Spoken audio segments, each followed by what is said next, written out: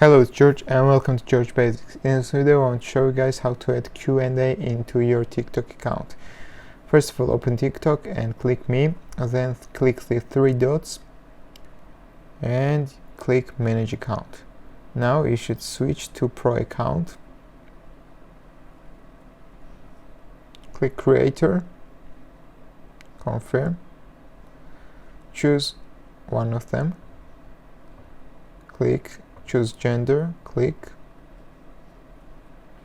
Now you should click the three dots top right corner and click creator tools.